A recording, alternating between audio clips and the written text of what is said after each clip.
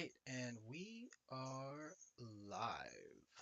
Just going to get all the stuff ready for the rest of the stream tonight. Just want to give a big welcome to everybody that will be joining us today, if anybody does join us today. Be nice to see some people in here, but of course that's fine if you guys aren't able to. Let's just drag that over here. Let me get the studio stuff out. Let's see. Um, where am I supposed to go? On this other screen.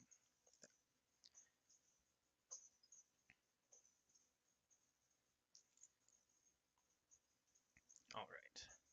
Just gonna get this thing shared, and we can get on with the day. Let's see. So I'm gonna get out of the way. We're just gonna go straight to CFV Wiki. All right. So we're gonna start here, um, and I'm going to send this to everybody.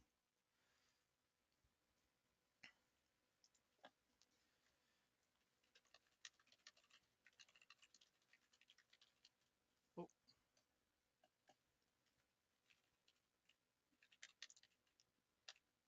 what's happening?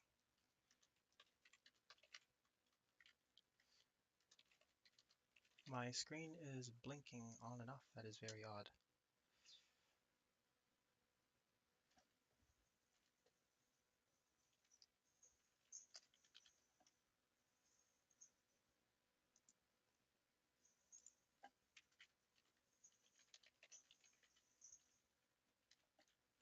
Okay, just gonna copy that, tweet it.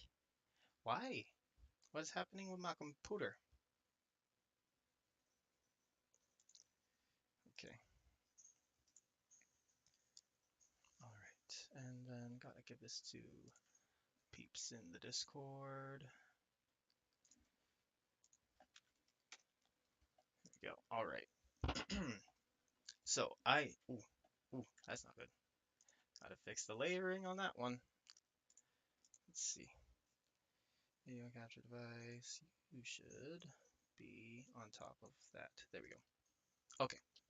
All right, so welcome everybody to the stream formally.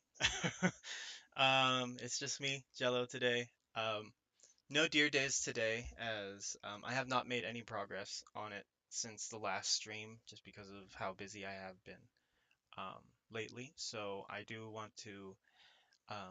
I do want to progress through the story a lot more, at least finish Yuki's story um, before I make any reviews on it, but I do have a lot of um, a lot of things on my mind about the game that I would like to bring up. So if you guys ever feel like that is something you guys want to listen to, I will be coming out with something for Dear Days in the future. But for now, we are here on the 29th day of December 2022. Um, and yeah, it's basically the end of the year. And as with all years, unless the game has died, which has not, we get a bunch of new stuff to look at. So today I will be doing my best to get through all of the product that we have gotten this year. I just need to make sure that I have the full list. Actually, I do remember Bushy putting out that product schedule. Let's see if I can find it, just so it's easier to get through everything. Not Bushy, Bushy Road CFV product schedule. There we go. All right. So let's see.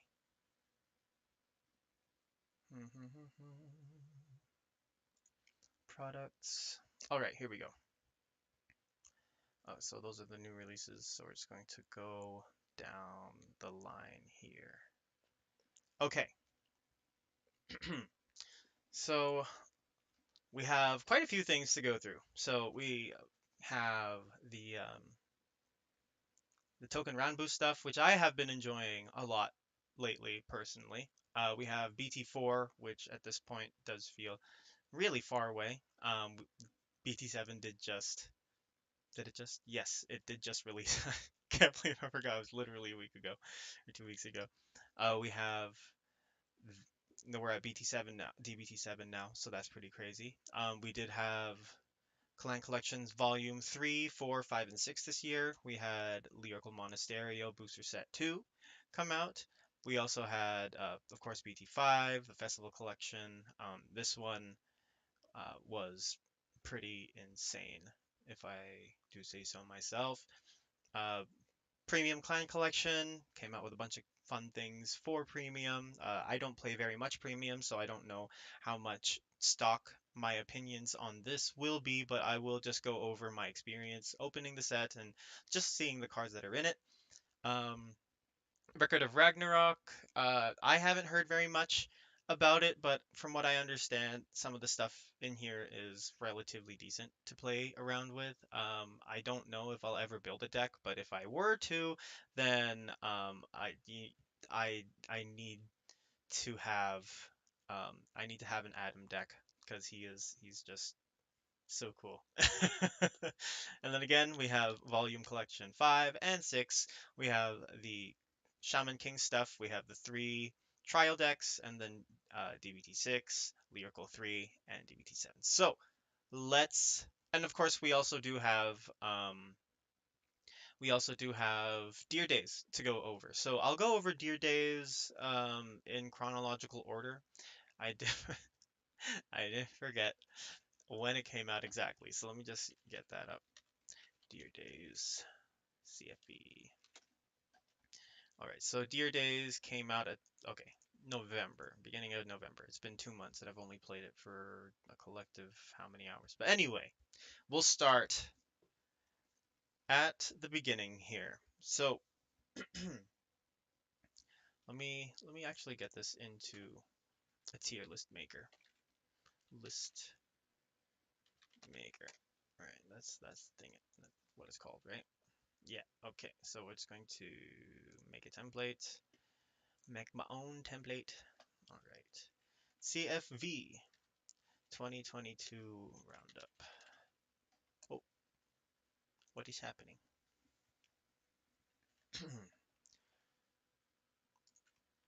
Oh, and it's gone. Okay. So we're just going CFV. Oh, what's happening? What's going on? Oh, there we go. 2022 roundup. Oh, did I accidentally just? Okay, fine. Let's see. Okay.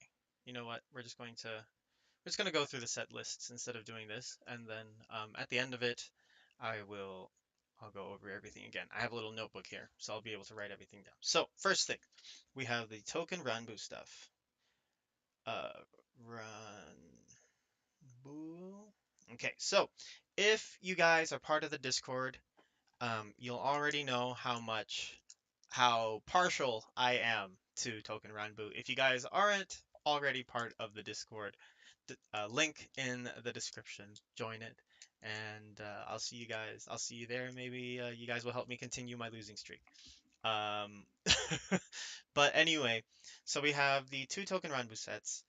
I do want to talk more about the booster set more than the trial deck because, of course, the trial decks are a lot more close-ended in the way that um, they are just the base for things. So, um, other than the extra triggers that you would be able to get that you wouldn't be able to get from the booster box itself, um, there isn't very much to look at here. So with the token Ranbu set, there were five decks that you can make. So you had the Kashu Kiyomitsu, which is the trial deck, which you got the base stuff out of, and then you're able to build up upon with the with the booster set. You had Kasen Kanesada. Um, he is the rest two or rest as many. he's the one that rests rear guards, and then you can restand them after. And then there's a guard restrict on him when he attacks, and he has 30k or more. Mutsunokami Yoshiyuki is um, the retire back row on attack, and then he gets bonuses you uh, if your opponent doesn't have any back row rear guards. Then Yaman Magiri Kunihiro, um, he's the if you persona ride, he gets a crit, and then he gets you an extra attack if your front row has an open rearguard circle. And then Hachisuka Kotetsu, this is the one that I am maining right now. Um, doesn't do very much. He is very pretty though.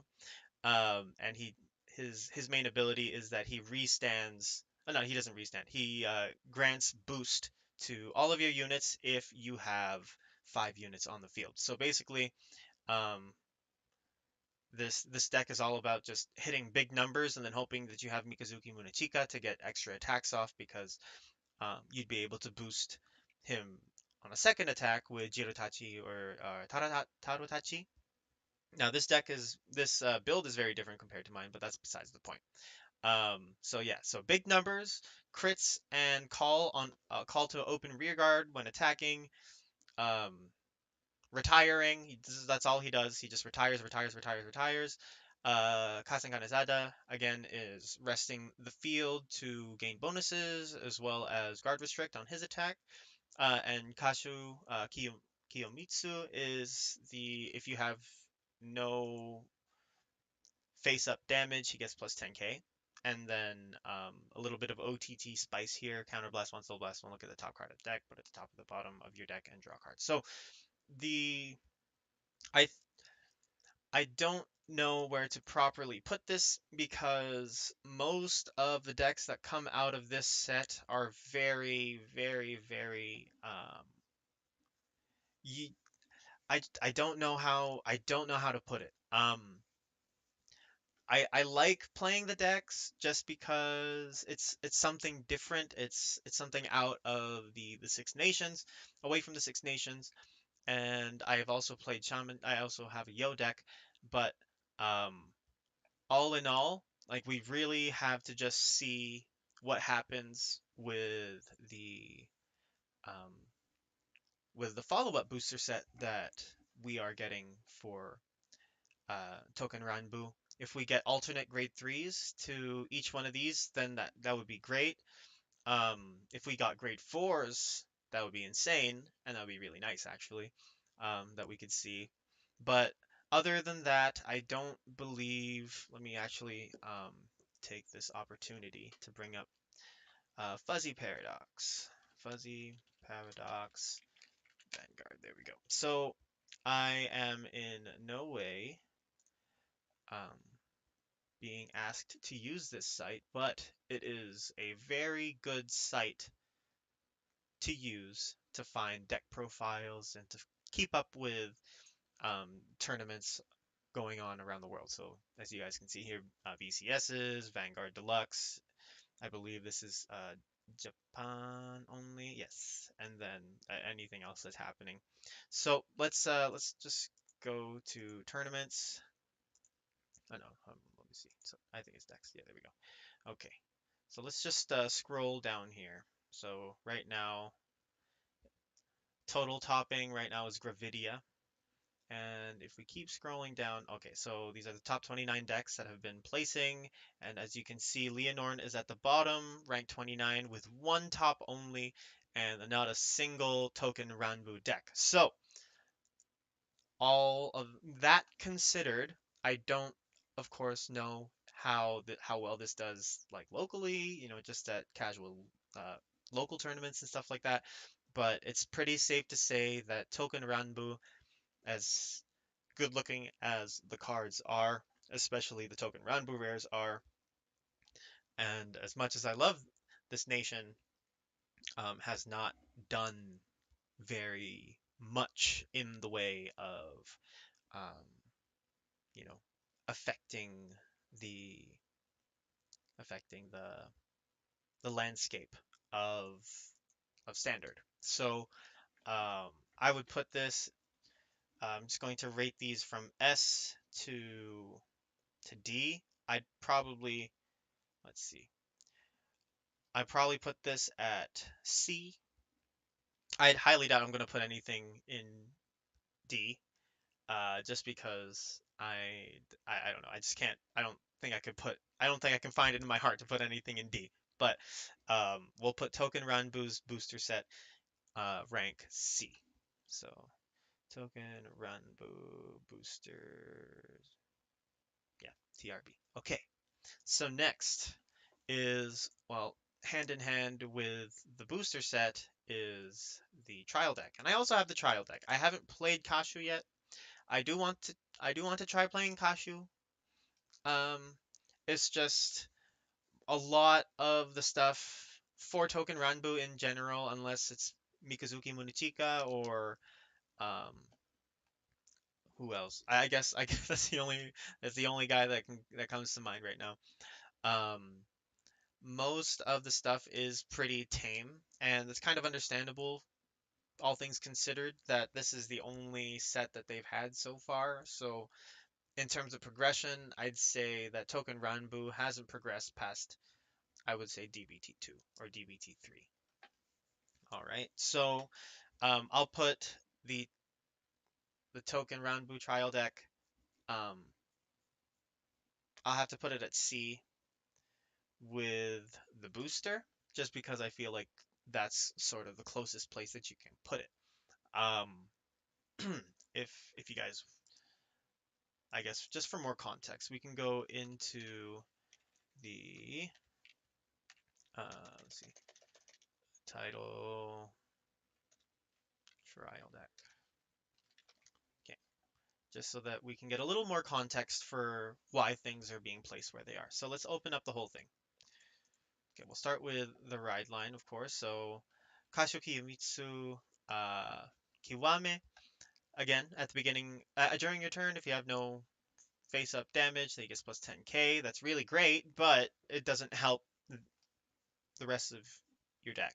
And if you do have an open counterblast, let's say you get 3 open counterblasts and you can't counterblast 3, then you don't get that value out of Kashu, which kind of sucks. Next is the counterblast 1, soul blast 1 once per turn. Look at the top card of your deck and then put it at the top or the bottom and then draw. The draw is nice. Um, But again, it's once per turn. You can only look at the top. If you get a trigger and you put it at the bottom because you don't want to draw it, then you lose that trigger for the rest of the game unless you shuffle your deck somehow. And then if it is a trigger, then you put it down. There's no guarantee that you won't just draw into another trigger. So it's really difficult to give this a very high rating, but he does look really good.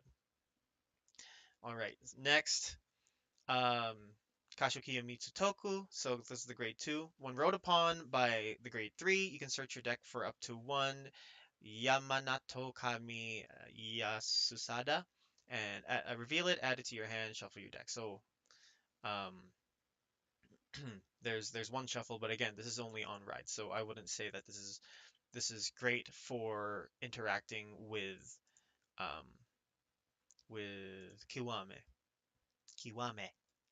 Next is during your turn, it gets plus 2k. Again, you don't really want your ride line units on a rearguard circle unless, they are actually really good. The sad part with all of the ride lines for Token Ranbu is that all of their ride line grade 1 and 2 units have the same ability. They just get plus 2. I mean, that's fine if you want a 12k attacker or a 10k booster, but then again, you don't get very much value outside of that only being 10k. So, there we go. And then um, Sento, when rode upon by Toku, look at the top card of your deck, put it on the top of your deck or into your soul, and then 2k. So that is the ride line that we work with this set.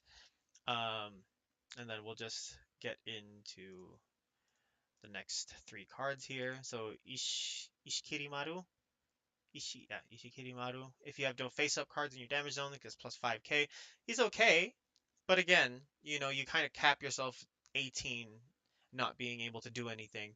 So this deck does really benefit from expanding with the trial with the booster. I mean, all trial decks do. But in terms of what is here, it's pretty tame, as all trial decks are. But just looking at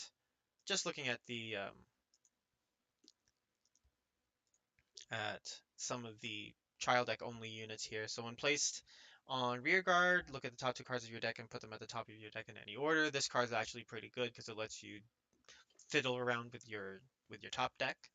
But it is only on place, so after that he kind of just does nothing unless you just intercept with him. And then next is the Yamato no Kami Yasusada. So this is Kashu's partner, I believe, in the anime. I did watch a bit of the anime. I do actually want to get around to finishing it because I was really interested in the anime, which is why I played the deck. But his ability is Act Counterblast 1. This unit gets plus 5k until end of turn. If your Vanguard is Kashu, it gets plus 10k instead of 5. So this is where you can blow your um, your Counterblast then, I guess. So if you get double crit and you get 3 face up, at least he gets plus 30. But then again, the payoff is very short term compared to how some other decks or how some other cards would work. But then again, grain of salt with your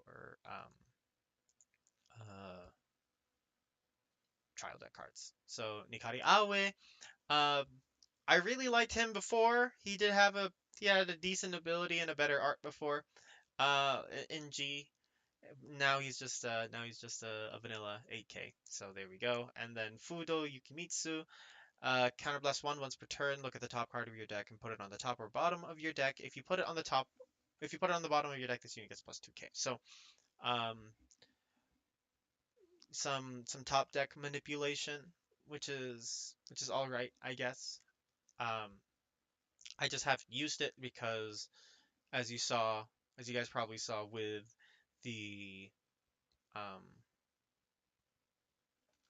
Hachisuka stuff, you can, as long as you have a full field, you're able to just put grade threes in the back and have 23k boosters. So um, not as useful for in all decks, but pretty good in this one. And then we have Imano Tsurugi, who is the PG. I wish they kept him as the special PG, but I guess for nostalgia's sake and just to get him easier, they made him just a regular PG here. All right, so that is the Token Ranbu TD, and like I said, I put it at C with the um, with the token set. But hopefully, when 2023 comes around, or whenever the follow-up set for this comes around, we get some more stuff. This would be nice. All right, so next we're starting to get into the main meat of stuff. So one thing, guys, that I do want to preface before going into the rest of this review, uh, I I do not play Lyrical Monasterio, and I don't play Premium, um, mostly for the price tags attached to them. Um, so again, my insight on these won't be amazing, but I will do my best to, find a reasonable place to put them. All right. So next, Awakening of Chakrabarti. So this is where we started getting our grade fours, which were really, really, really cool. So off the bat, just because of the grade fours and um, how widely used a lot of these decks still are, I don't know where else I can put them besides besides A or S. I don't just all in all, I I I would put this at A. Now the reason I don't want to put this at S is because of, well, I mean that would probably be an argument for it to be an S. But you know what? Yeah, we'll just put this in S, just because of again how widely used a lot of the grade 4 stuff still is. If we go back to, let's see, if we go back to, there it is. It's a standard here. So we have prison, we have Mahar Nirvana, we have there we go. We have Unrivaled Bruce over here. We have let's see. Yeah, so I guess that's it. So we have prison here. Let's see if this is yeah, it's grade 4 prison. Grade 4 prison. We have again Mahar at top 4. I believe this is globally, so that's pretty cool. And then and then Bruce makes an appearance at lucky number 13. So I'd say that how this set is still pretty influential. And of course, these 5 ride lines are still getting support for the most part. Um, Mahar has kind of been um, pushed to the side in terms of support. There is still um, generic overdress support um, with how they're wording some of the new prayer dragons and things like that, but you can still kind of tell that even though it is workable into Mahar, it is more for Jeva. So um, that's where the one caveat for that is. But Magnolia is still getting some pretty solid support and is getting pretty solid support soon. Um, Bastion is still getting some pretty good support. Bruce is changing. We are getting Final Burst instead of Final Rush, and Prison is Prison. So um, there we go. And as you guys can see, it's top 21 times. Yeah, people have topped it with 21 times. And yeah, so I'll put DBT4 in S tier. And again, these DSRs are really, really nice. And I just find it cool how they changed they have 2 different DSRs for Mahar. I will never be able to afford one, but they're really nice to look at. All right. Okay, so next, okay, here's my bread and butter. So Volume 3 and Volume 4. We'll start with Clan Collection Volume 3, just because I want to be able to count properly. So we got a bunch of pretty cool stuff in this set. And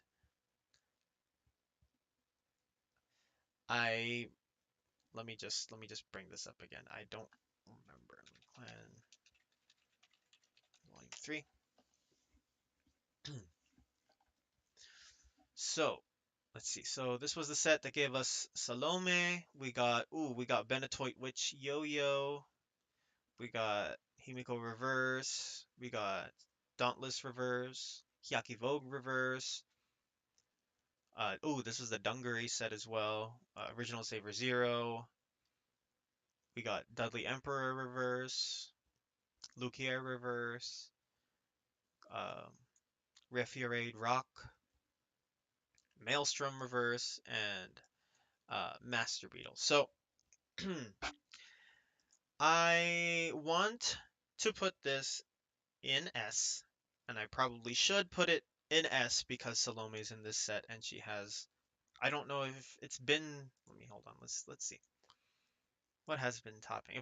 Okay, we're just going to skip this because that's insane. Let's go straight to Jewel Knights here. Just double check which ones actually run Salome over Ashley Reverse. I believe most of them are just running Ashley Reverse. Yeah. So we have Ashley Reverse.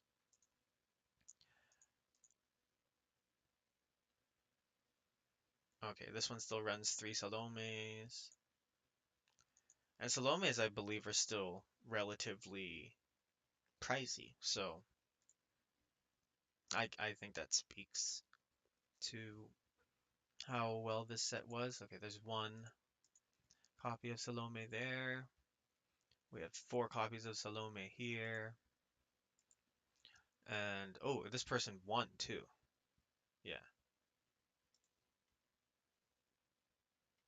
yeah, that's crazy. And then let's see, Duluth, we had 1 Salome being run here as well. So as you guys can see, and it's not even just Salome, it was also the units that came out with her. I believe it was, let's see, it should have been Eunice and Sybil, yeah.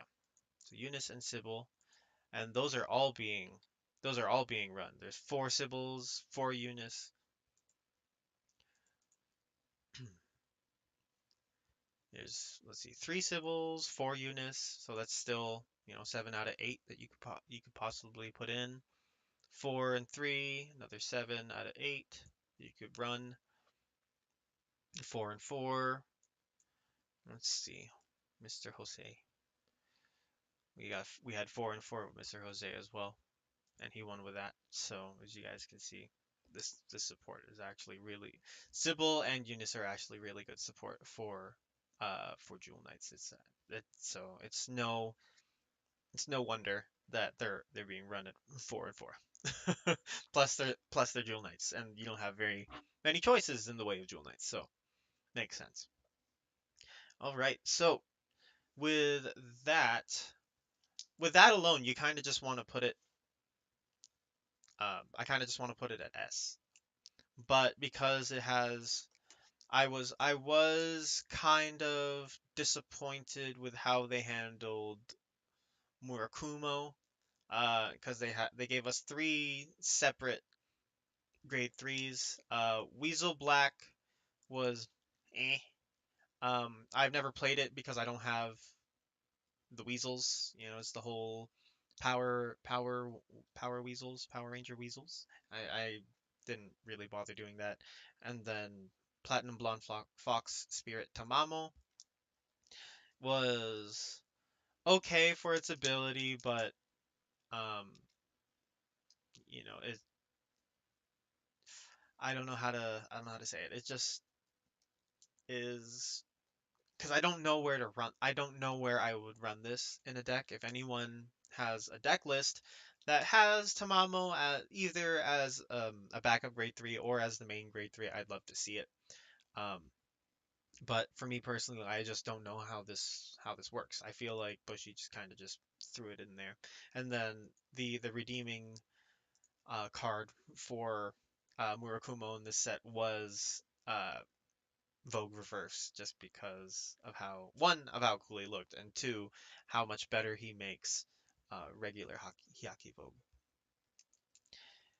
And then let's see, Genesis was also kind of in that space. Yatagarasu, amazing art, abilities, kind of okay.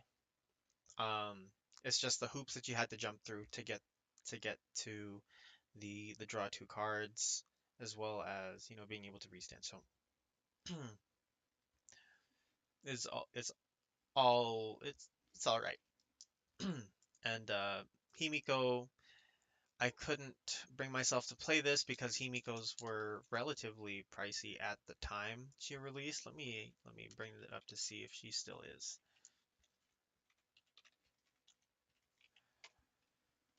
Himiko,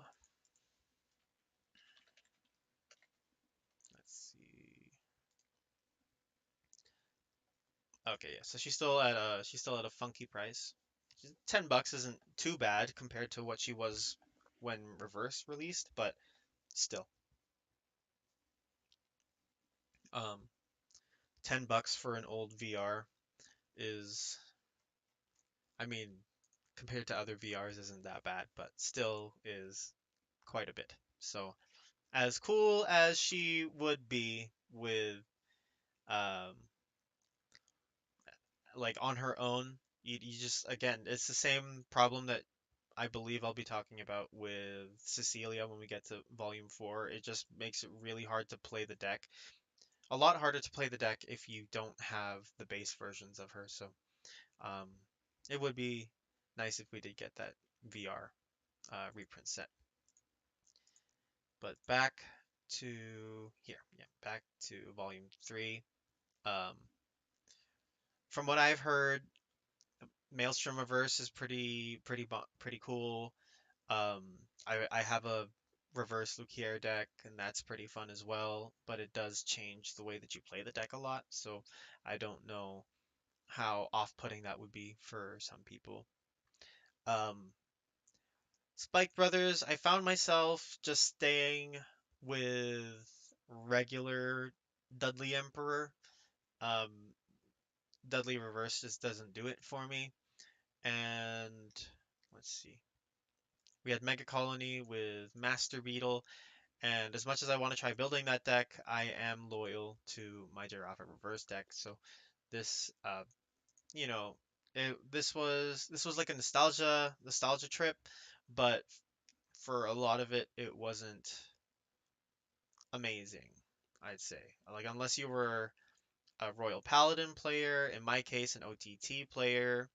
Kagero had the three grade threes as well. It was Dauntless Reverse, um, Blazing Flare, and Lawkeeper.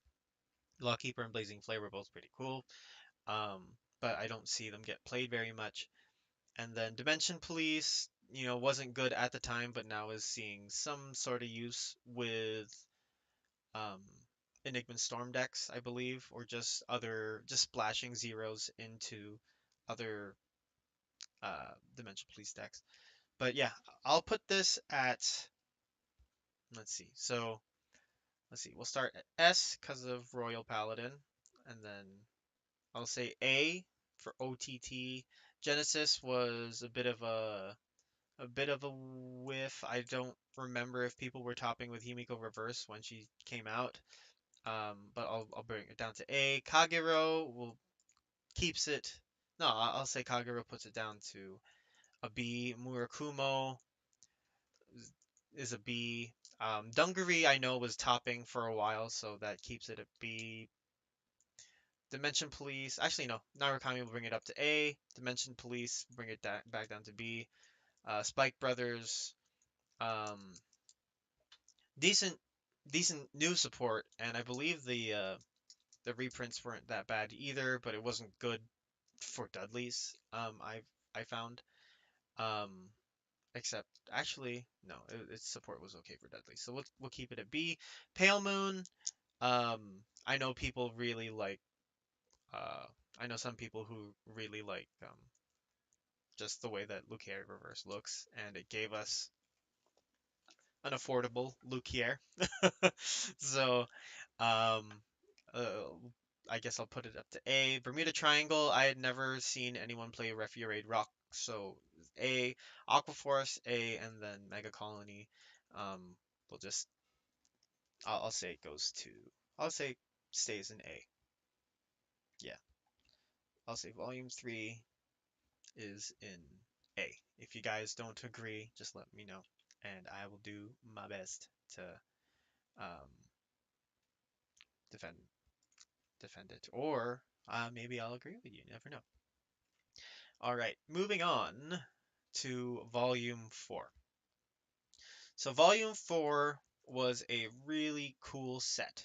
It was a really, really cool set, but there were a couple of things that really disappointed me. So, first thing that I was kind of disappointed by was Zell Scissors. Um, again, like I have nothing against the Zell Scissors. I built the deck as soon as I got the chance, and I have he's my cat, my sister's cat. Um, but let's see. So we had Raging Fall Reverse. We had Cecilia Reverse, who's actually pretty good. Gave Musketeers a restand, which is really nice. Let's see. Oh, we also got Ethics Buster Reverse here. We actually got a bunch of pretty good stuff in this set.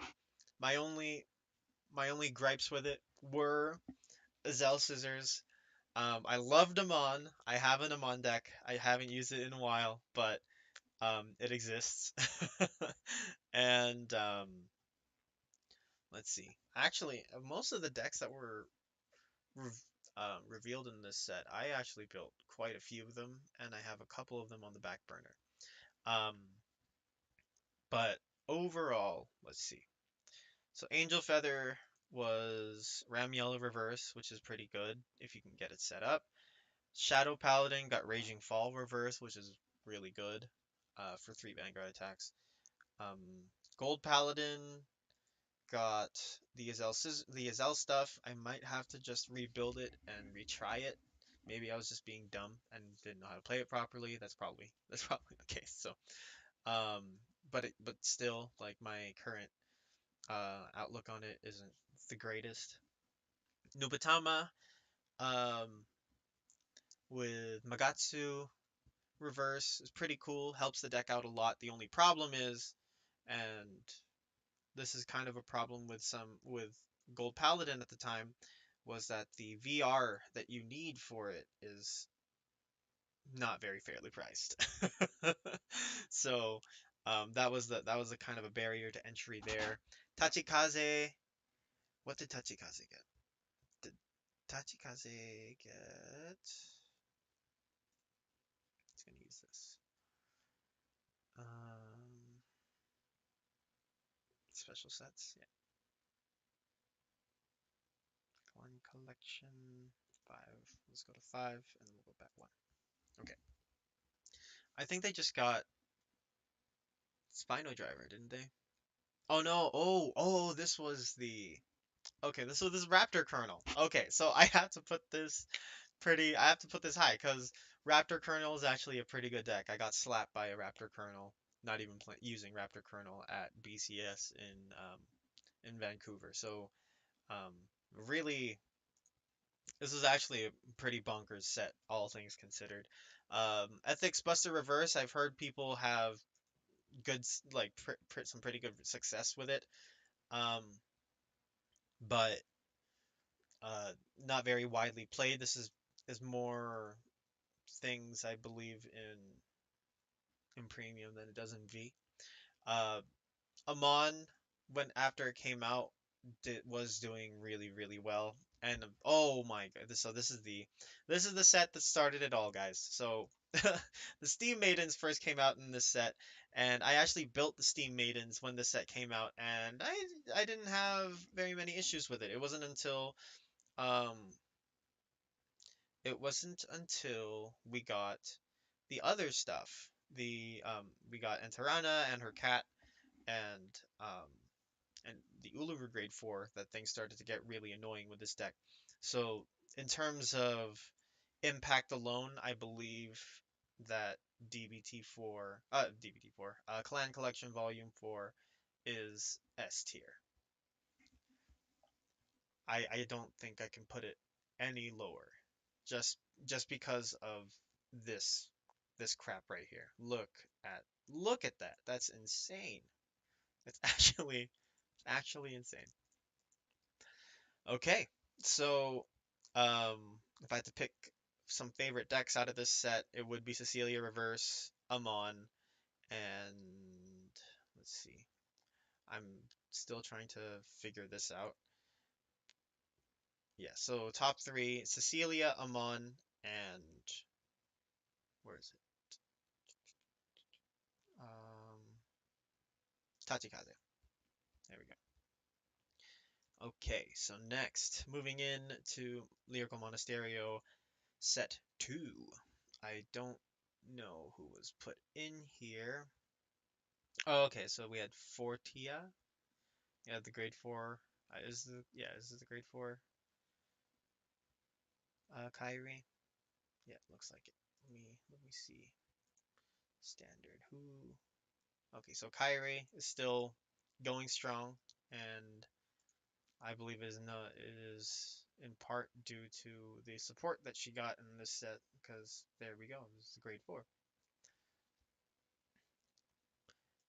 Okay, so we have Kyrie, we have Lutetia. Oh, this is the new girl. So you can wait your turn. Laura and Clarissa. So let's see. She's only gotten one topping lately. And it does look like she does use some set 2 stuff, but most of it seems to still be from. Actually, no, most of this is from set 2, set 1, set 1, set 1. I believe this is starter. Yeah, starter. And then some triggers from set 2. So, um, let's see. So Kyrie is what, top 6?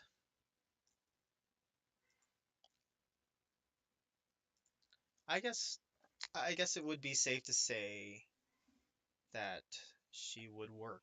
She would This set would be B. See, it's pretty. Hmm. Yeah, I'll put. Hmm. Okay, I'm going to put this set at B because it's not a bad set. It's not a bad set at all. The SP packs look amazing. Shout out to Alfred for showing me his stuff. Um,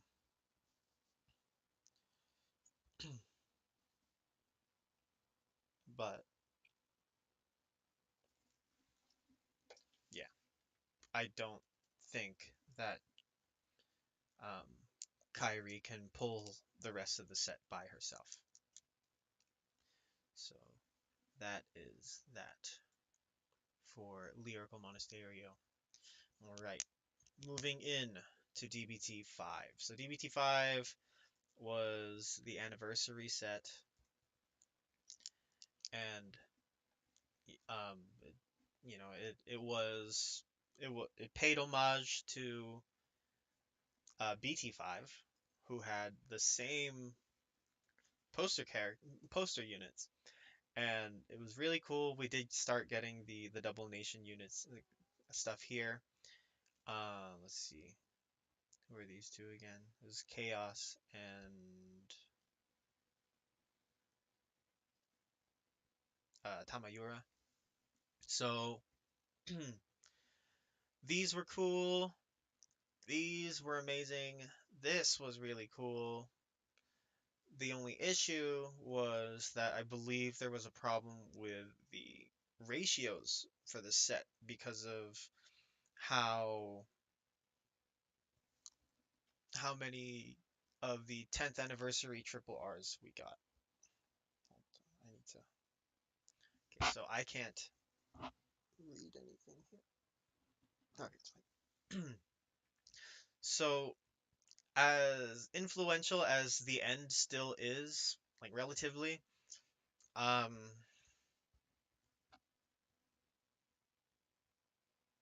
uh, I think DBT5 has to be. Hmm, let's check out the tops again. So Phantom Blasters ranked 16 with 2 tops. The Gria is at top 8. I guess that's a pretty strong argument for it to be at least B. Let's see, where's Overlord? Okay, so Overlord's at 19. And then MLB is at 24. I mean, if all three of those decks made it to the top to topping decks, then that's actually pretty good. But then it kind of comes down to how many decks are actually available all in all. So I think I have to put DBT5. I think I have to put DBT5 at B. Yeah, DBT5 is ranked B for year 2022. If you guys, again, if you guys don't agree with me, just let me know. Let me know in the chat or the comments. And I, I am by no means an expert on all products. So I'm kind of just going off of what I heard through the pipelines and what I experienced myself when going through these sets. Okay, so after DBT5, we had Festival Collection 2022. This set smacked. It smacked because we got Grave Zorga and we got Orphis Regis. Orphis Regis is so fun to play, and right now Orphis is at top 14. Let's see. There's no list for this person. Why is that? That's odd. Let's see what these two lists are. So this one, of course, for Orphis Regises, and then Nuvoria, but I believe Nuvoria was DBT6. Yeah, so we're not going to count that towards uh Festival Collection. But literally, you cannot play Orphis without Regis nowadays, because regular Orphis just does too much, just demands too much in terms of cost to do too little. So Orphis Regis is such a good card because it guarantees you at 3 worlds on um, on your first ride, because you would get um, you get a grade 2 world off of not Fovi but Rudis. Yeah, you get the grade 1 off of, yeah, you get 1 world off of Rudis, and then I mean you're bound to, this person's running 10. I run 8, and normally you still do get a bunch of worlds just passively. So you get 1 world placed down on turn 2, ride onto Regis. The next turn you can discard a world, and then Regis's on place would give you the second, so you're Abyssal Dark Knight already, and then you can play a third world that turn. Overcoming an Eternity. This came out in DBT3, but holy moly, this deck changes. This card changes the deck so well, especially comboing with Regis the further the game goes. And now with Nuvoria, things just get even more even more enjoyable. Because even if you can only call one Shadow Army token, if you're calling over Nuvorias, um, then you can almost fill up your field. And it's all because of Orphist Regis 1 getting better power buffs off of the attack, and 2 not having to counterblast 2 to do it. All right, so with that being said, I don't actually know very much about how well Grave Zorga's been doing, but I can imagine it's been doing relatively well. Yeah, here's top 10 out of 29. Let's see. Kenneth so this is from Anaheim, very recent. So this guy Kenneth is running four of the D four of the SSR Grave Zorgas, and it looks amazing. So again, it's just it's another Zorga upgrade over the BT1 version, of course, and it just these two cards are easily could easily be the reason why this goes into S, but again, neither of them have I don't believe either of them have won a tournament. Okay, so there's one, but it was this most likely already had Graves Organ. Yeah, it did.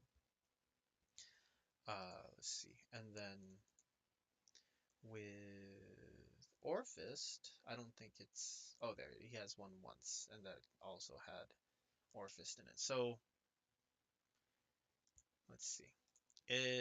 This came out when? June 24.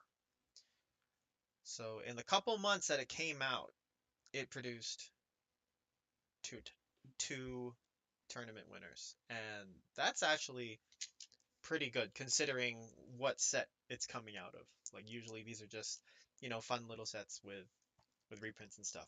But I'll put this in S, and I won't fight you on it. I'll fight anyone on it. Festival Collection 22 is S tier.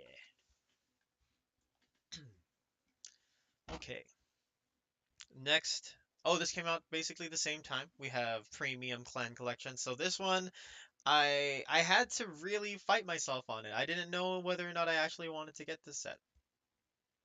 But let's just go through the set itself. So, from what I understand, fighting Emperor Dragon, Merciless Dragon is insane because you can get upwards of a bajillion attacks with it. Um, Next, I believe who was expensive at the time. Highbrow Steam is still relatively pricey. Not relatively pricey in terms of, its competition in the same set that it's in. Um, because of most likely because of Steam Maidens. I'm not even going to question it at that point. And then we did get, I believe these were all new G guards. And then um, we got the Strider crits. I believe these are I don't I don't know if these are new or not. They look new to me because I haven't touched premium in forever. But yeah, the set has been pretty good overall. I'm gonna go back to decks. We'll go to premium. Let's see. Of course. Okay. Let's see. Nova grapplers only have one top. Let's see. Yeah. So there's a Exterminate Dragon there, and Mr. Toby Jones. So Toby Jones's deck ran two copies. I mean, that makes sense because you have Stunverse in it. Then Steam Maidens, I won't even bother. And oh, right, yeah, more Eradicators. Top 8, top 2. Check this. And yeah, there it is. Two copies here as well. Uh, I don't know how well it's helping out other other decks, but um, just considering just considering this almost makes me want to. I'll probably put this at B because again, I'm no expert uh when it comes to premium. So put it at B. Actually, yeah, I'll put it at B. P Clan Collection. All right. All right. Next, we have the Record of Ragnarok stuff. So I have not touched any of this. I have no idea what the um any of the decks do. We're just going to go to the card list and we're just going to go over all of it. So none of them have topped anywhere. So at least at the regional scenes. So I don't have very much confidence in terms of, the offerings here, but we'll just check it all out. So first, we have grade 3 Brunhild. Discard a grade 3 or greater unit with Brunhild and his card name from your hand. All your man and Valkyrie get plus 5k. Unit attacks. Choose a man or Valkyrie from your drop. Call it a rear, and that unit gets plus 5. It's alright. I mean, you call a unit gets plus 10 if you're Persona riding, then at least you get plus 20 on that next attack. This is odd. Let's see. When it's placed on Vanguard or Rearguard, Soul Blast 1, search your deck for up to 1 Valkyrie with the uh, Voland ability, or up to 1 man, reveal it, put it into your hand. Okay, so search is triple R for a search. I'm just gonna look for the next. Oh, it's a bad gateway. Okay, so I'm just gonna keep going back here. Okay, let's see what Lubu does. Volund, if your Vanguard has an arms and your opponent's Vanguard is grade 3 or greater, Soul Blast 2, discard a card from your hand with this unit attack.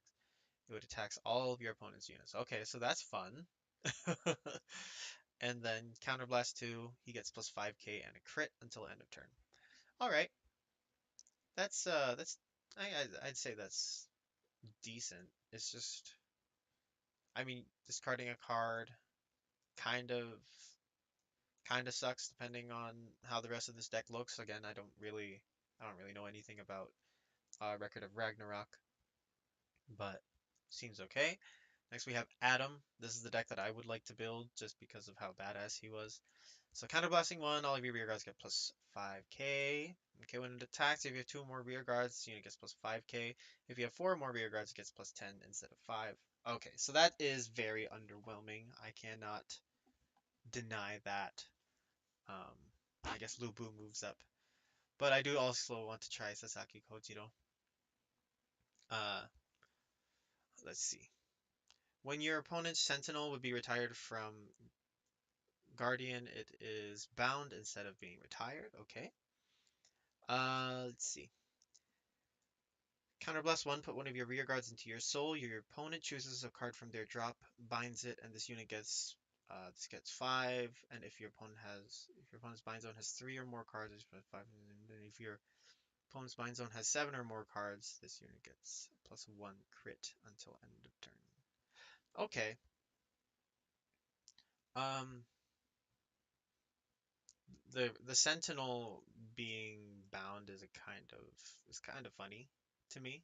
Kind of out. It's kind of random, but I again don't know too much about the set, so I'm not going to knock it. Let's see. Berserker of Thunder, Thor. Search your deck for up to 1 Thor card, and then okay, then it just retires. Okay, Zeus. Rest a rear guard. Search your deck for up to 1 Zeus order card, reveal, put into your hand, shuffle your deck, and then choose one of your rear guards with Zeus in its name and stand it. When it attacks for a count of +1. I guess that's okay. Um, for the multiple attacks that we have Poseidon. Let's see. Search your deck for up to 1 Poseidon order card. Okay. And then Counterblast 1, retire 1 or more of your rear guards, and this unit gets 5k until end of turn for each unit retired for this cost. If you retire 2 or more, this unit gets 1 drive until end of turn. Okay. Okay. So at least you don't have to. Oh, you have to retire your rear guard. That's fine.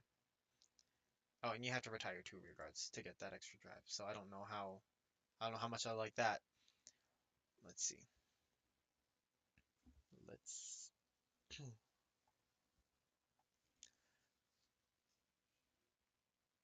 All right. So I'm not gonna go through this that much.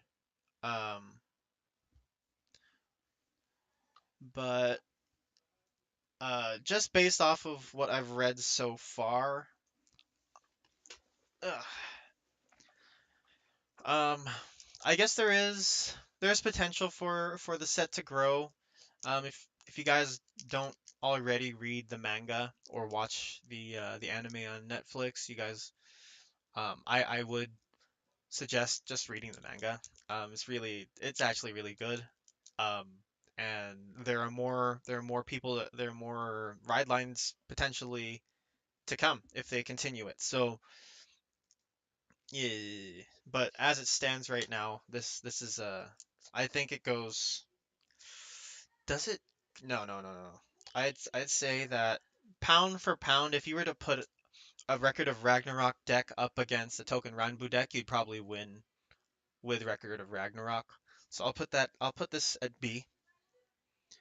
Record of Ragnarok at B. And then let's head back here.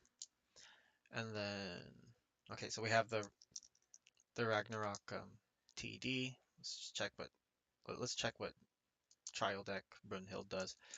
When placed, Counterblast 2, oh, Counterblast 2, Soul Blast 1. Look at 7 cards from the top of your deck, choose up to 1 Man and Valkyrie each. Okay, so you search for 2, but that's still a Counterblast 2 and a Soul Blast 1 for a non-place, which is not that great.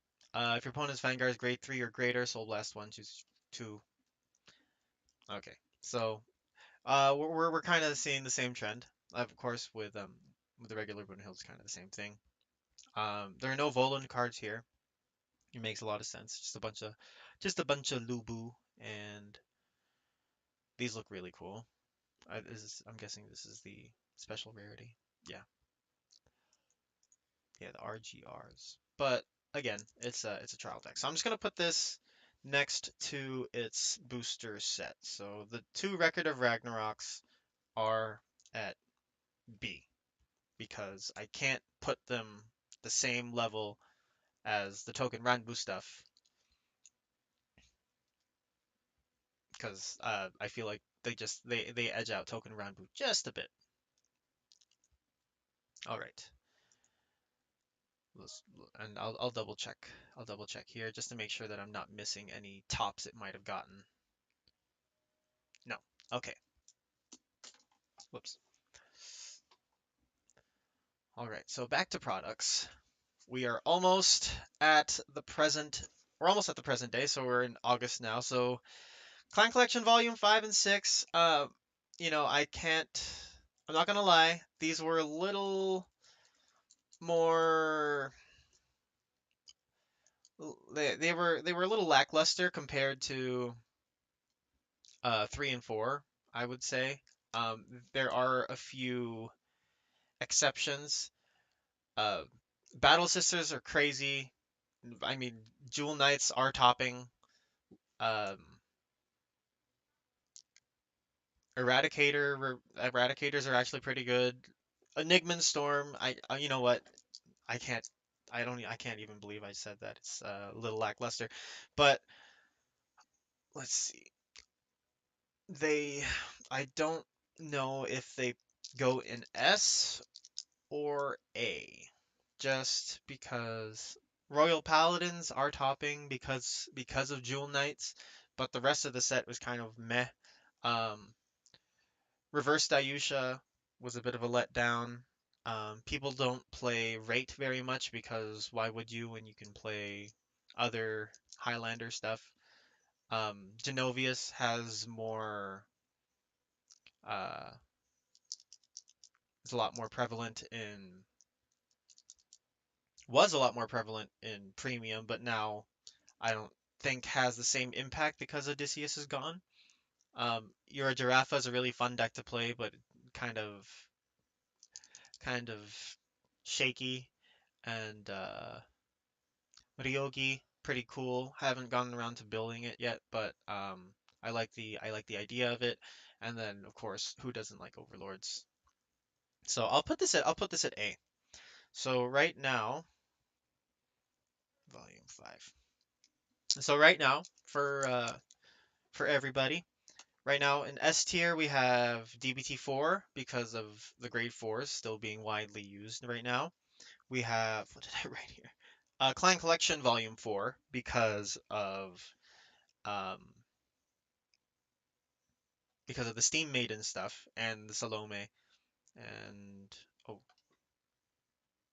oh no, not Salome, sorry. Uh, who was it?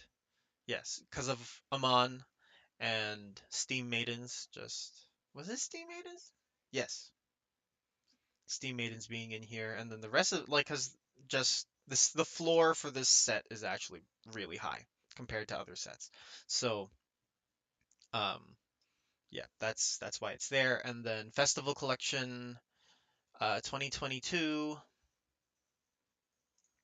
Festival Collection 2022 is an S as well because of Orphis Regis and Grave Zorga. You can't really knock either of them. They're both really, really good. And they're both very strong upgrades to decks that were relatively slow before. So it's really nice. Next, okay, so yeah, Volume 5 is an A. What else is an A? Clan Collection Volume 3 is also in A because of Salome and Reverse Luquier and Maelstrom Reverse. Yeah. Um and Luquier Reverse I put as a point just because She is the most affordable Lukier on the market right now. Let me just double check on TCG Player.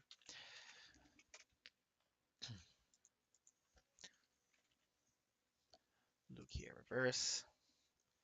Yeah, as you guys can see, it's only, you know, uh, $3. If I click it, yeah, it goes up a bit because not everybody likes to ship to Canada. So I have to deal with that. But she is um, the most affordable Lukier. Because if we just look at Lukiers in general, let's see. Bum. Okay, so regular Lukiers at 15. She used to be like 30 some. Okay, and Silverthorn Dragon Empress is at 5. If I click it, then it goes up to 16 because Canadian vendors or vendors that are willing to ship to Canada don't always update their prices. So, as you guys can see, it gave Silverthorn fans a budget way into playing Silverthorns. So that's why I put this set in general at uh, A tier. And then B, we have Lyrical Monasterio 2. Um, I know that grade 4 Kyrie is freakishly good.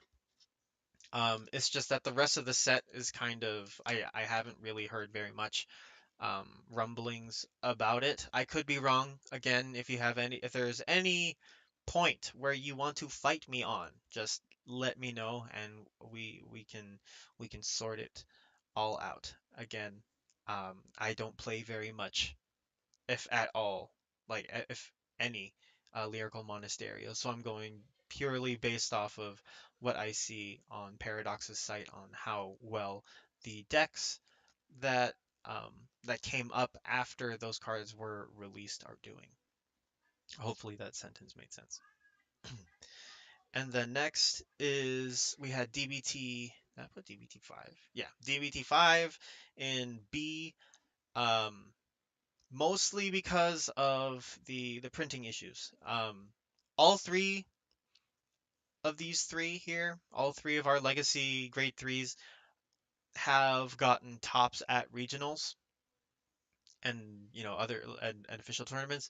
So it can't go into C, but the fact that it wasn't doing very well in terms of ratios and pulls and things like that, I had to drop it down to B. Next is Premium Client Collection. I put it here mostly because a lot of the stuff that is I haven't heard too much stuff about it, um, but I don't want to be unfair to it, so I just put it at B. And then Record of Ragnarok and its TD, its trial deck are both in B, and then Alone in C is the two token Ranbu stuff. So the booster and the trial deck for it. All right, moving to Shaman King. So Shaman. Oh no, I haven't done DBT. I haven't done Volume 6 yet. So Volume 6. Let's see. So Volume 6 had Kiriel, which is really good. Um, Drag Ruler, which is all right if you have more druids, but if you don't, then it's expensive. Um, Spectral Dupe, is really good as well. Um, let's see. We have Fugen. Uh, what's it called again? Spino Driver Reverse, which is also pretty good. Um, Ethics Extreme is meh. Glendios I thought was meh until it topped somewhere. Uh, Amon Reverse is meh. Gear Chronicle is holy crap. Um, Seven Seas are really good because of the fish now. Leopold Reverse has been seen a lot, and Gladiatorial Dragon is actually is a really fun deck, but not as strong as the rest. Right now, probably the weakest deck would, I don't know, maybe Ethics Extreme, just because of how little I've seen people play it.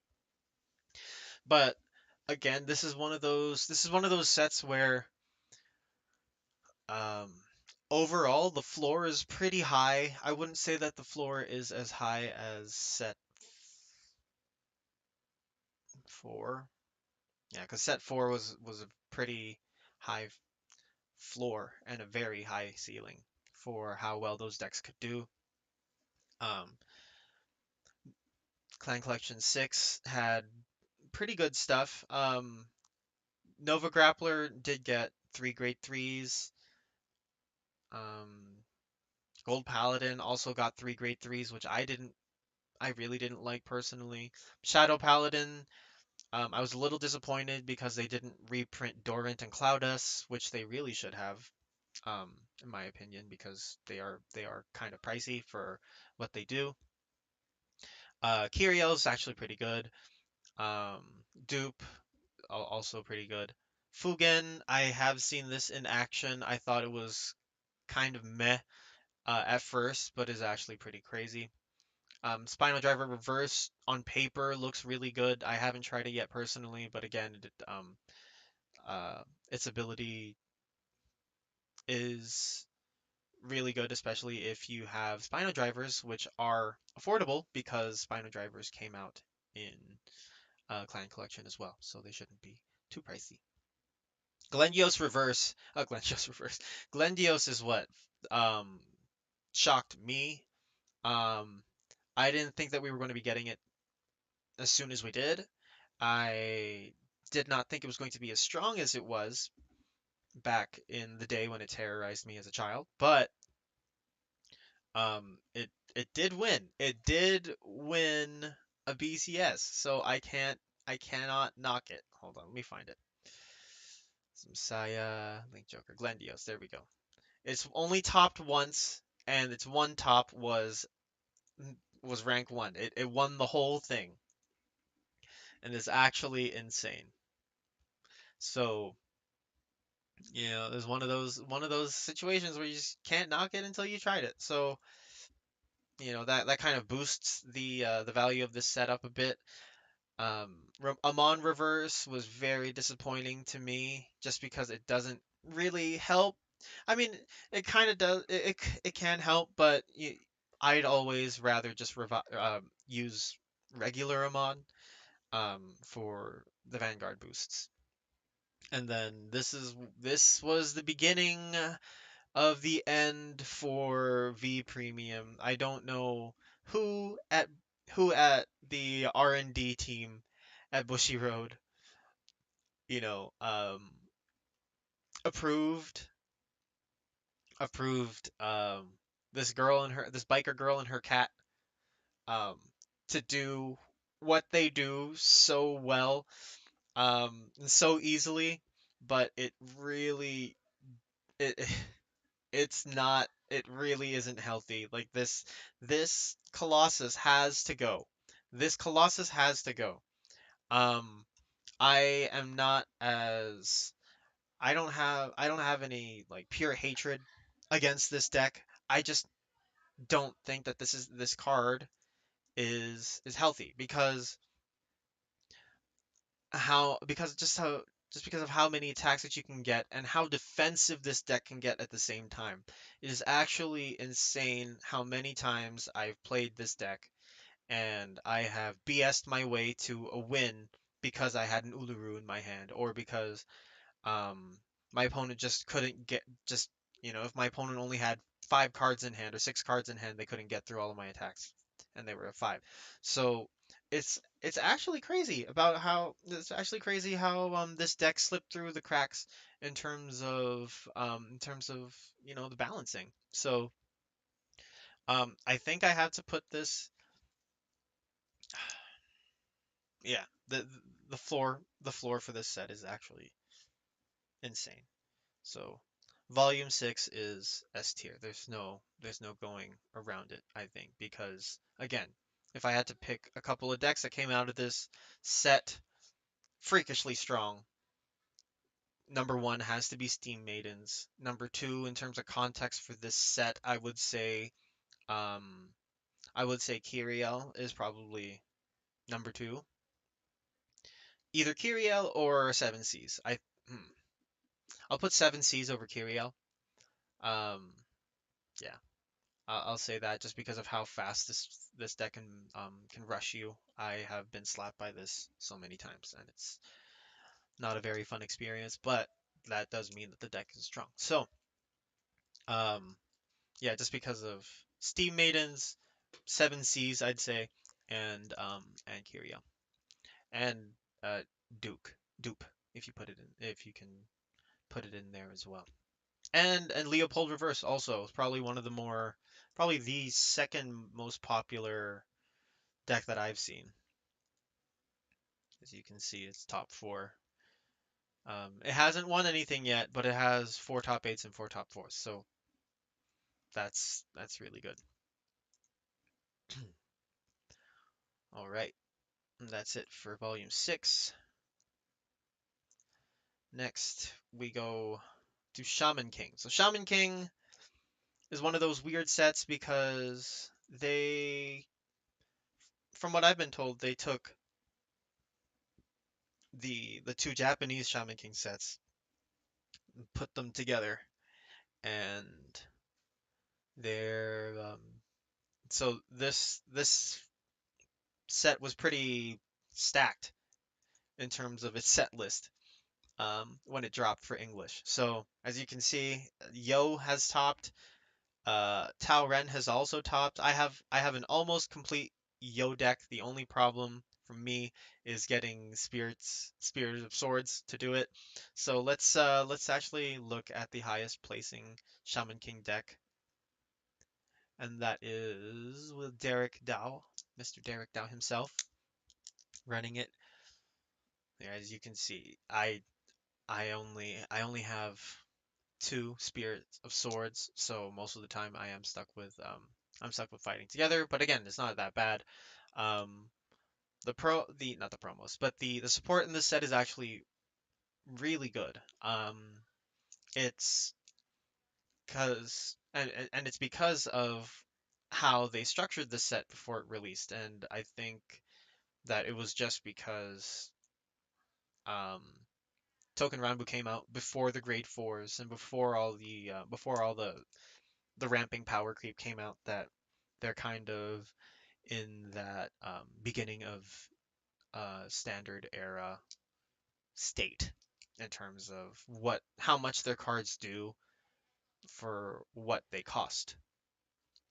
So, um, I mean, the set has topped, and you need the trial deck to play the deck. So I'll put this. Let's see. I'll put. I don't want to put it. Hmm. I think I had to put this at A because Record of Ragnarok is in B, and I know that it's better than Record of Ragnarok. So Shaman King is A. Shaman King and the Shaman King TD. All right, and then next we have the three trial decks. Okay, so this is actually really interesting. So Drajuld and what's his face? Youthberg. There we go. I have the deck myself and I don't even remember his name.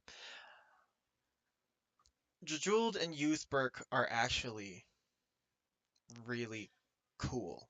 I mean, all three of them are really good. Leonorn has at least gotten to top 8 once, which is good for it, considering how simple its deck is. Um, but let's see. So Youthberg, as per this list, has only topped once. Um, and then we have where's Drajult? I know that there's a Drajult here, unless I just missed it completely. Okay, probably just haven't seen it. Okay. So the one thing that I have to say about these three trial decks is that um, I I think it's really good. I think all three of them are decent, but if I had to put these in order, just because of how much more prevalent it is in the the the topping charts right now, I would have to put Youthberg higher than Drajuld, and I think I have to put Drajuld higher than Leonorn. I think that's what I have to do. So I'll put Youthberg in A, and then Drajuld and Leonorn at B. But again, um, Drajuld would be rated a little bit higher um, than Leonorn. Just because you can literally just dust somebody every single freaking turn, which is fun for you as the player that's using it, but not fun for the opponents. So that's where that I that's where that logic is founded. Okay, so now we go into DBT6. So this is where we got crossover dress and the frame rares. They look amazing. I think I think I had to put this. Hmm, I think I have to put this at a. Yeah, I think I have to put this. Let's see. I know that heroes have gotten at least one top. Yeah, let's check this out as well. So this is in Malaysia. Got top four. This is really good. And yeah, this deck is actually really interesting. I actually want to play this myself, but I just can't right now. But um, so heroes have topped. We've already established that Leonorn and what's his face? Youthberg have topped. Where is Mahar Nirvana? No. I guess we just haven't had a big enough pool yet. Oh, so let's go to the Japanese. Let's see what's been going on over here. So Mahar Nirvana is still high up there. Bhav Sagar is still up there. Jeva's gotten one top 8 and one top 4. Let's see.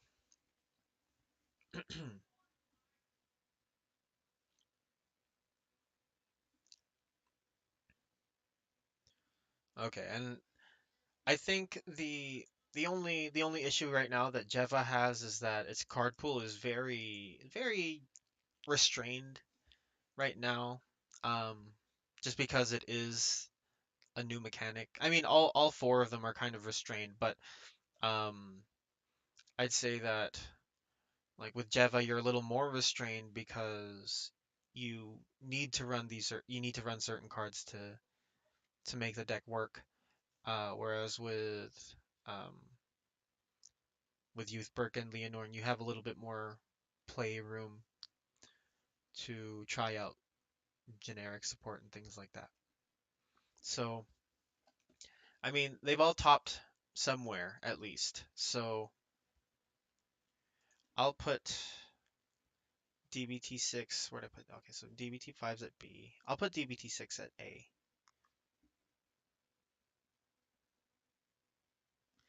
DBT6 at A sounds okay. Next is Lyrical 3. So Lyrical 3, we already know Lutetia is insane. With the community. And this was where the NFTs started. So wherever you want to put that on the spectrum, like if you want that to be a plus or a minus, it's up to you. Um, I've played against Mediel, I've played against Mediel, and that's it. Um, no Kyoka no life. Okay, that's cool. So, um, again, I don't have very much experience in the way of understanding lyrical, so I'm not going to sit here and pretend like I do. Um, I'm just gonna go purely based off of this. So Lutetia has actually won twice. Where did she win twice? Where were the two times she won? Let's go to Japanese as well, just to see. Okay, so she is kind of the highest ranked um highest ranked overall if you were to take the averages. Let's see. So she won in Singapore and she won in Australia. So that's interesting. Let's see. What does she do again? She restands, is what I know. Play in normal order. She's 5K. Kind of last one. Attacks the Vanguard and performs all the curse of cursed play cards in your soul. Okay.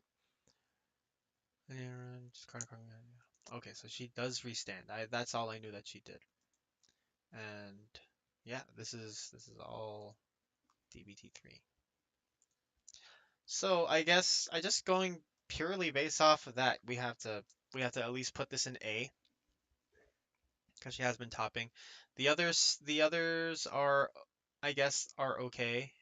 Actually, just I mean, I don't know if I want to put this at B. I feel like people will get mad at me if I put this at B. I'll put this at B. Mm,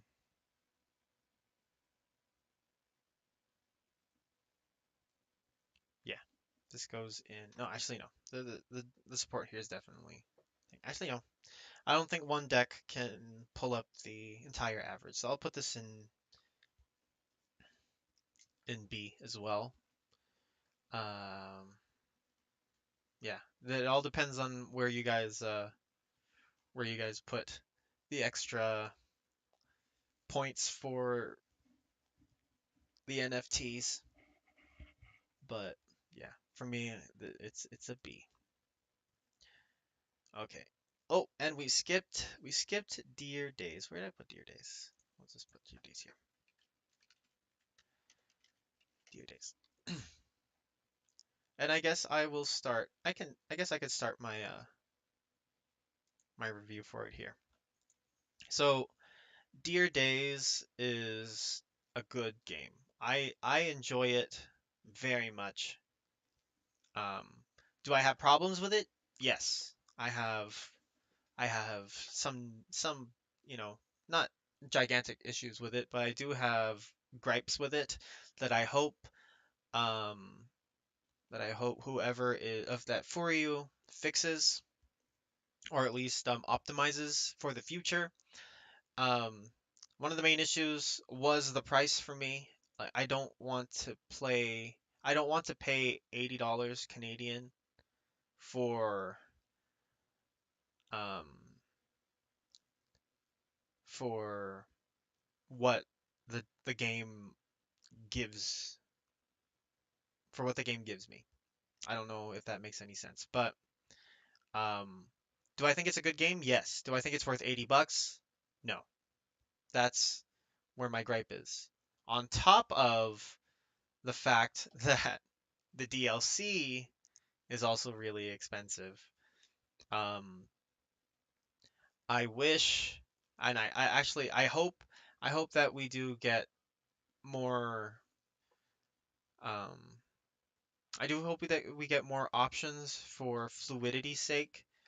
Um, or at least some more. Like I would enjoy cutscenes. They don't have to be like full animated cutscenes, but something more than just text boxes and things like this. Like more dynamic shots during the story would be nice. Um, because I was pretty excited for the story in the beginning because Vanguard is pretty decent at telling, pretty good at telling stories. Um, and I thought that this would be more in line with, let's say, Tag Duels 2, for example, like Yu-Gi-Oh! Tag Duels 2, which it wasn't. And I was fine with that, but I wasn't fine with I'm again like for $80 I did expect just a little bit more in the way of user experience. And I don't play online personally. I don't play ranked or anything, but I have friends that do, and they are very I don't know if it's been patched at this point, but it does suck when you're trying to climb the ladder and your opponent rage quits and then you lose your LP, I guess. And as you guys can see here, let me zoom this in for you guys. As you can see here, it's $80 for the base game, another $75 for the additional card pass, which gives you um it gives you the upcoming sets, which are listed here. So we only I like you pay $75 to get this, which I guess makes sense for people who can't play physical Vanguard. That for them, that's great. But for someone like myself who has the option to play with the physical cards, I don't find as much value in playing Gear Days because I'd rather just play the actual game. Not the actual game, but like in person. So or online. But um that's kind of where my stance is with it. The pacing of the story is kind of funky. Um and it's just the lack of story it's just the lack of um I don't know, it just I don't know how to explain it. I I don't like the way that the story was portrayed. I don't have a problem with the story itself, at least for Yuki in in the very least, but it just feels weird. The story it just didn't grab me, and it's not because the story is bad. It's because of how the story is portrayed, if that makes any sense. So, in terms of influence for Vanguard, like I can't let's see. I can't knock the reviews that it's gotten, as you guys can see here. Very positive. Oh. Um, but yeah, like there will be very negative comments on it, mostly for probably the reasons that, mostly probably for the same reasons that I don't like it as much. Um, and it it sucks because this was Bushy's first foray into a global market of, actual Vanguard video games, like outside of Vanguard Zero, which is basically just a different game at this point with the same units. So, um, I'm glad that it is where it is, but I know that it can be better. And I hope that it can be better so that the next time I look at it, I don't feel as bad and I don't groan when um I don't play Brainwash Swirler and it doesn't and like it just sucks because there's just some things that I wish should there's some things that I wish would be smoother that aren't, that I hope that they fix so that the game just feels like it is an $80 game, because would it doesn't like it doesn't feel good to pay $80 to play this when I can pay $80 to play a game as fleshed out as Elden Ring or something. Um and I understand they're two very very different genres of games, but for people that aren't made that you know that that who have to choose basically, more a lot more carefully about I don't know what I'm saying. But yeah, if Furyu can clean up the experience of the game, for example,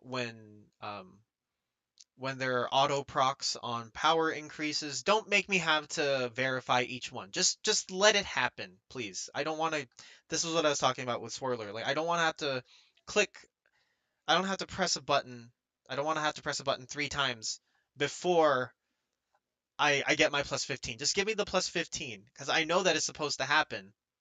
But or at least give me an option to turn that prompt off to just let it happen automatically with those types of skills. That's fine.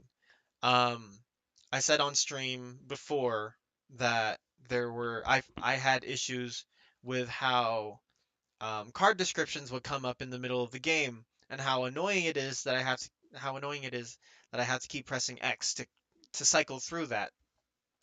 Um, so those are things that I hope they deal with. If they do come out with extra story DLC, which is really the only way this game will make any sense moving forward without, you know, just becoming, um, a bigger version of Zero, then, uh,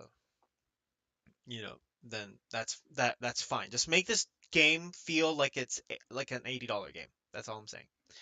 Let's see. Thagria should be number one. I played against Docs yesterday, and I got slapped pretty hard by Thagria, so I'm pretty inclined to agree with you there, Tario. Thank you. I should have the money to buy this game. It seems like a lot of fun to me. Yeah, I don't know. It's thing. I actually had to use the Colombian eShop, Nintendo eShop to buy this game for a fraction of the price. Um, and I'm glad that I did because I don't play this game as much as I should be playing this game. So I don't feel like I lost too much money um in when it comes to this game. But again, it's not a bad game. It's a decent game, because it's basically just the engine that scratches the itch whenever I want to play Vanguard and no one is available to play with me. But if I do have people to play with, then there isn't very much value for me playing this unless I want to either one make content out of it or two climb a ladder.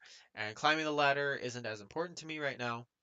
Um, s- and the main thing that I thought that I'd be enjoying was the story, but even the story kind of lost me after a bit. I'm not gonna say it's the best game out there, but it seems like fun. Yeah, it is fun. I'm not saying it's not. Um, just to put that out there because I have it, right? And I've played it, and it wasn't just because I wanted to stream it that I got it. It really is, it really was the testing ground for Bushy to get this stuff nailed. Because for the most part, they've done a decent job with Zero, I'd say, just keeping it alive after how long it's been around for. But um, for $80, I at least expected some, splash arts and stuff like that for main story events to really hit home that the plot is progressing. Because for me, even though I'm going through the story, I'm reading through all the text boxes. I see Yu, I saw Toya, I saw everyone from Team Blackout. It was kind of like, all right, all right, here's the next fight, here's the next fight, here's the next fight. I don't feel any sense of urgency when I'm playing a main story fight compared to a side quest fight. That's my main issue. Like if they can find a way to make it feel like the story is really there, then that would be great. Because right now I'm just again, it's just reading text box and there's no real um there's no real reward to it. Like um but besides the points that you get at the end of each fight. So that's my only gripe with it. Like again, it scratches the itch. It makes Vanguard more accessible to people that can't necessarily that can't play Vanguard. Um, in real in person. Um, but other than that, it's all right. So I'm going to put this at B. Dear Days is B. And I'm sorry if there are people that that that don't like that. Again, we can talk about it. I'm always open to to changing the rankings on this, but that's kind of where I see it right now. Okay. And last but not least, we got Raging Flames against the Emerald Storm DBT7. This set is really fun to open. It has some insanely expensive cards here. You can see Tempest is outrageously expensive. Let me just bring out a good old TCG player over here. More. I'm still sad that we got pushed to more. Raging Flames. Raging Flames. No. You know what? I'm just gonna search for Youthberg Tempest, and then from there we'll hit the rest of the set list. So as you can see, this card, which most people play 2 to 3 copies of in a deck, is $49 US each, and that is way out of my budget. Um, but that does sort of you know, leave me to believe that this set is actually really good. And a lot of the stuff in here is actually still very highly priced. Um, so again, Tempest is 44 bucks. Um, the the Jeweled stuff is also very expensive. Falcate Performer is also still pretty expensive. Even the regular version is still 13 bucks. Um, Sequana. Sequana's really good for Youth Burke because of her giving a drive check. Um, and just and the effect trigger reprints were really good. It just it just sucks that they're 3 to 4 bucks each still. Um, but yeah, so far people have been slapping with Tempest just because of what he does. Here, we'll just take a sec to read him here. Oh, this unit placed on Vanguard by Revel Dress ability. All of your front row units get +5. Then counterblast 1. Reveal 2 cards from the top of your deck. Your opponent choose one of your opponent's rear guards with the same grade as any of the revealed units. Put it on the bottom of their deck. If put all the revealed cards into your hand, so you get Twin Drive basically off of that. But there's just no power. But anyway, overall as a set, it still did just get released, and people players in Japan have a have a different how do I say have a different way of building stuff, and as you can see, that is pretty disgusting. So I think I have to put DBT7 just purely based off of Youthberg carrying this set both in terms of competitive viability and just value. Um, it's I think this has to be S tier right now. So BT7. Okay, and oh, of course it has Wellstrin as well. So it's there. It's there in terms of the value. Penny stocks with Wellstra and big bucks with Tempest and anything related to Drajult. So at the end of the stream, finally here. So I'm just gonna bring out the notepad. I should have just done this earlier, but anyway. Where is? Oh, it's not. Okay. Need to double check. This is going to show.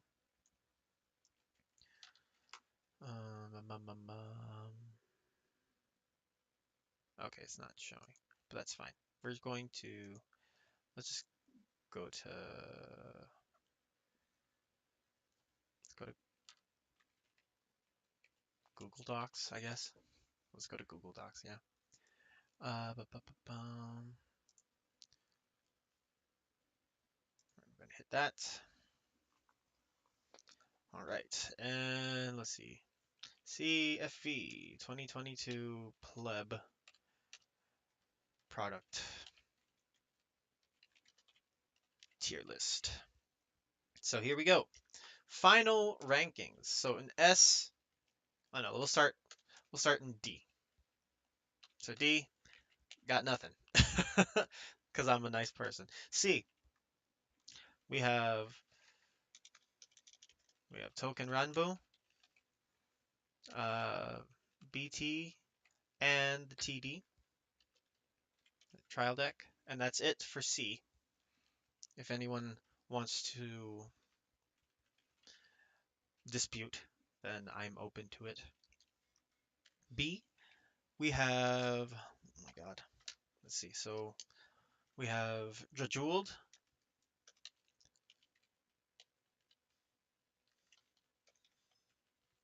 TD, then we have the Leonorn TD, we have Lyrical, Set 2,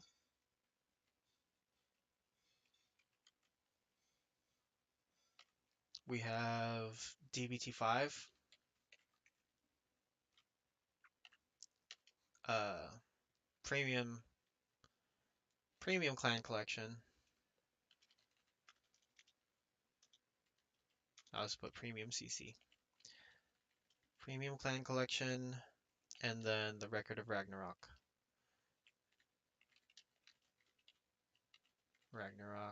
BT, and TD. And then we also have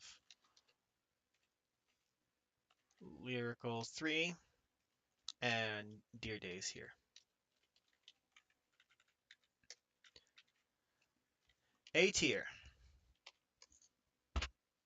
Sorry. A tier, we have, let's see, we have the Youthberg TD. We have DBT6.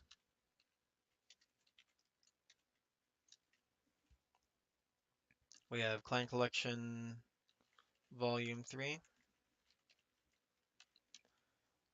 Clan Collection Volume 5.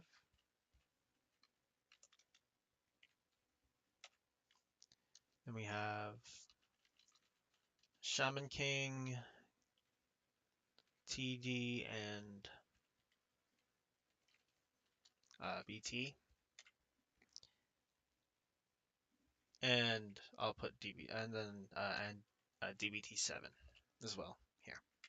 Again, because we don't have as much of a sample size globally to see what DBT7's been. Oh wait, no, that's, oh, never mind. That's S tier. Sorry, guys. Okay, and S tier, we got DBT4 for the grade 4s and stuff. We have Clan Collection Volume 4, because that's where the Steam Maidens were. We have Festival Collection 2022, because of Orphis Regis and Grave Zorga being... Uh, you know what? I think I have to put Festival Collection here. Festival Collection 2022 in A. We have Clan Collection Volume 6 because it increased Volume 4's it increased Volume 4's ceiling because of the Steam Maiden stuff. And yeah, so that is it. I don't know. I don't. Okay. Okay. So I don't know what to put in D. You could probably say Token Ranbu deserves to go there, but if they're ranked the lowest, then um might as well just put them in the C to make them feel a little better. I do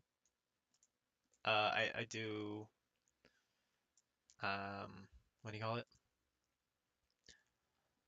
I do realize that I'm a little partial towards them, so they probably do deserve to be in D, and then I'd say Record of Ragnarok and stuff that goes here. I feel like that's a little bit better. Um,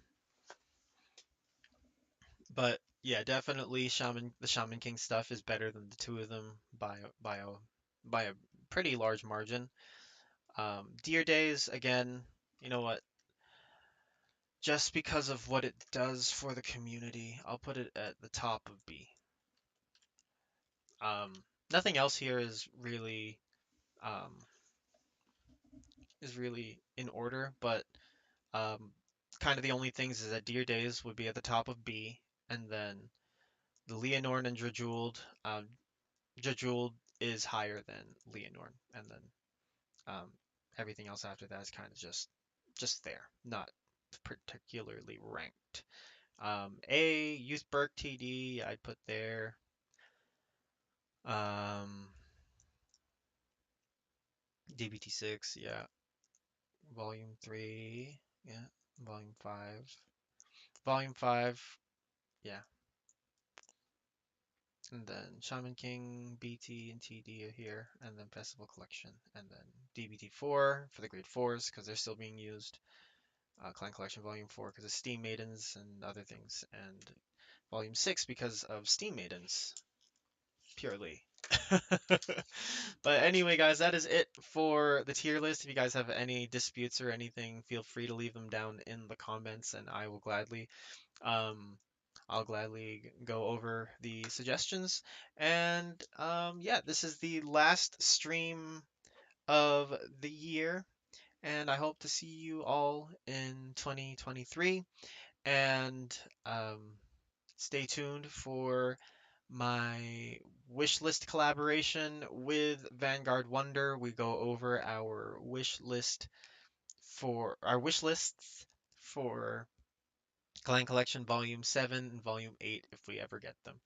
And more things to come in 2023 for the channel. I'm feeling a lot better um, about it now than I was these past couple months. And I am really excited to get the rest of the ideas out. So I'll see you guys then. Have a happy new year wherever you are. Stay safe, stay warm,